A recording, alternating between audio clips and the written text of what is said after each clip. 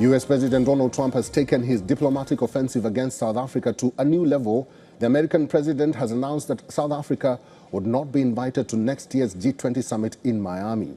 The announcement comes days after US boycotted the G20 leaders summit in Johannesburg, which South Africa called a punitive measure against it.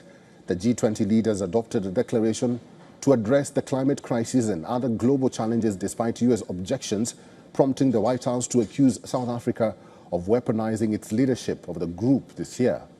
On Truth Social, Trump cited South Africa's refusal to symbolically hand off the G20 presidency at the end of this year's summit to the US, adding that at his direction, South Africa would not be receiving an invitation to the 2026 G20 summit, which will be hosted in Miami, Florida. South African President Cyril Ramaphosa's office called Trump's post regrettable. The South African president's office said that despite the efforts and numerous attempts by Ramaphosa to reset the diplomatic relationship with the US, President Trump continues to apply punitive measures against South Africa. Trump has repeatedly alleged that South Africa's black majority government persecutes its white minority and that there was a genocide of white farmers in the country. In a White House meeting in May, Trump confronted Ramaphosa with claims of white genocide. Trump said on Wednesday that his administration was going to stop all payments and subsidies to South Africa, effective immediately. Back in February, Trump signed an executive order to cut financial assistance for South Africa, citing disapproval of its land policy and of its genocide case at the International Court of Justice against Washington's ally Israel.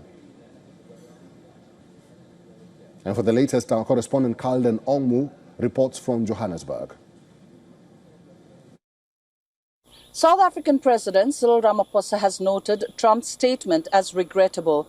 He also confirmed that instruments of the G20 presidency were duly handed over to a U.S. embassy official at the headquarters of South Africa's Department of International Relations and Cooperation. Ramaphosa further added that South Africa is a member of the G20 in its own name and right and does not appreciate insults from another country about its worth in participating in global platforms.